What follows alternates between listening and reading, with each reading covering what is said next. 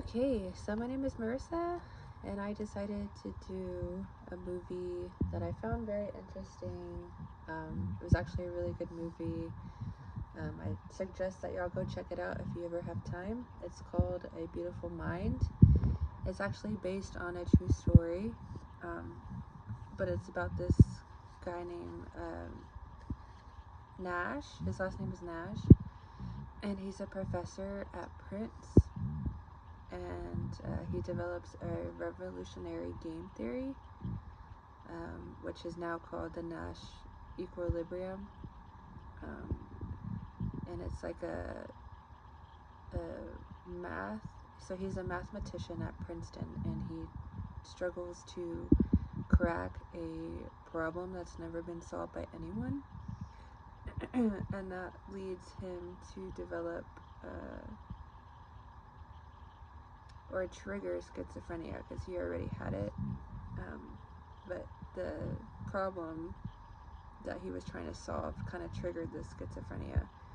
So it causes him to hallucinate characters, including his roommate Charles, his niece Marcy, and this imaginary government agent.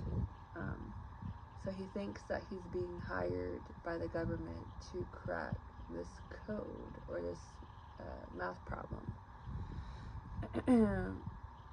The film basically shows him dealing with difficulties throughout the movie.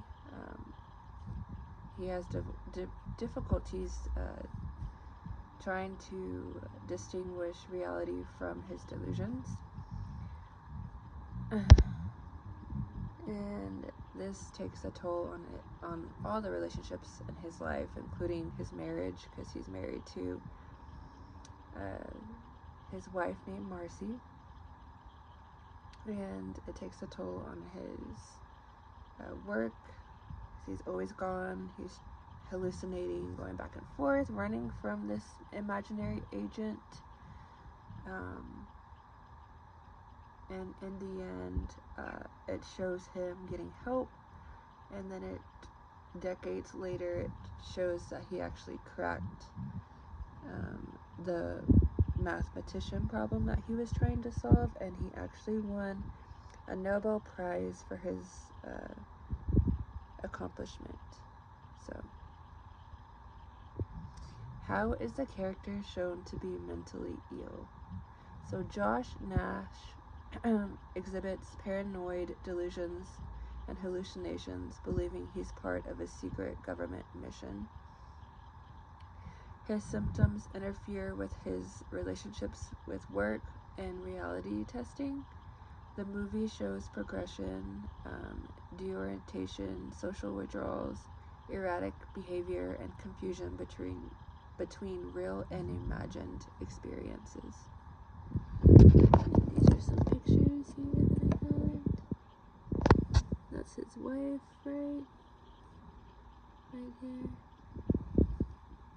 And that's him trying to solve the problems. What's the condition diagnosed in the film?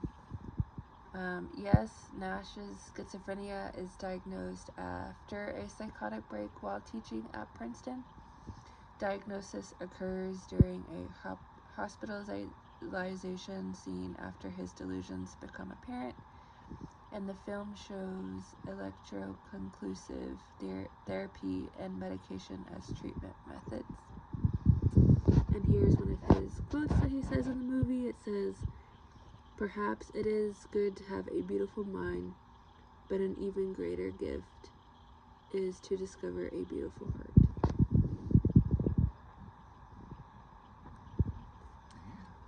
Here are some of the diagnostic criteria for schizophrenia. They include delusions, hallucinations, disorganized speech, disorganized or catatonic behavior, negative symptoms, and symptoms must be persistent for at least 6 months and cause significant impairment. Which I think he has all those. does the character meet the criteria? Yes. Nash clearly meets the DSM-5 criteria because he experiences delusions, he experiences hallucinations, he exhibits disorganized thinking, social occupational dysfunctions, and his symptoms persist over time and severely impact functioning.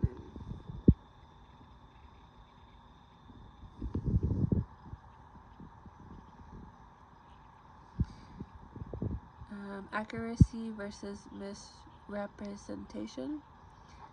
Accurate, the film realistically shows gradual onset, persistent of delusions, and the struggle with medication and side effects. Inaccurate, hallucinations are visual, while schizophrenia more commonly involves auditory illusions. The film humanizes schizophrenia and shows recovery through support and coping, which is a strength. And there's his beautiful wife. She was actually a student, and she came up to him and asked him out for dinner. Treatment, the segment in the movie. So Nash undergoes hospitalization, ECT, and antipsychotic medication. So later he chooses to manage his symptoms without medication, focusing on willpower and rational thought. This part is less clinically realistic but powerfully narratively.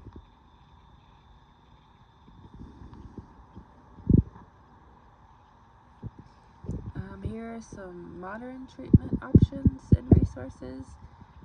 So today's treatments include antipsychotic medications, CBT for psychosis, and psychosocial interventions.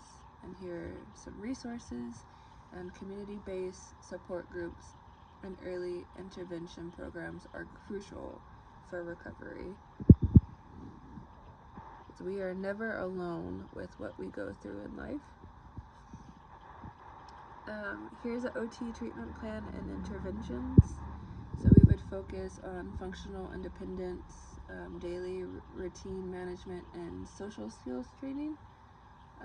Interventions may include cognitive behavioral strategies to manage delusional thoughts, task-oriented activities to improve attention and reality testing, and social participation training and stress management techniques. Here are some safety concerns for people that struggle with schizophrenia. Have to be monitored because sometimes they're self-harming, sometimes they're harming to others due to delusional thinking. Ensure medication adherence and monitor side effects. They provide structured and low-stress environment to prevent symptoms from relapsing.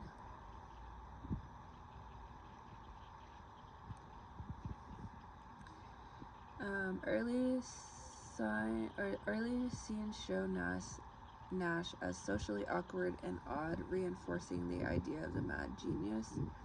However, the film later reduces stigma by portraying him as capable, intelligent, and compassionate. Media often, I feel like, puts an emphasis on symptoms for entertainment, contributing to public misunderstanding.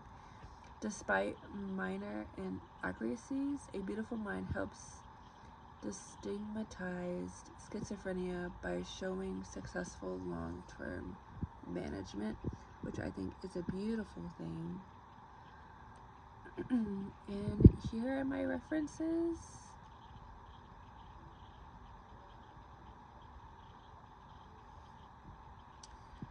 And that is the end of my slideshow. I hope y'all enjoyed it. Like I said, this movie is based on a true story. and it was really good. I thoroughly enjoyed watching it, and I loved how they took somebody with schizophrenia and, you know, still made them out to be successful. Like, this guy was a professor at Princeton, and I also liked how they threw in that he later on did without the medication, and he just kind of overcame it with his willpower and treatments. And then later on, when he was stabilized with schizophrenia, it shows that he actually won a Nobel Prize for cracking the math problem that he could not solve. So I think they did a pretty good job of people who struggle with mental illness kind of having like a, you know, it's okay to have these outbursts, but it's also okay to get treatments and, you know, put in the work, and you'll get the outcomes that you have. I know sometimes it doesn't always work that way, but it is possible for certain cases. So anyways, I hope you guys enjoyed this. I can't wait to see everybody else's, and you'll have a good day. Bye.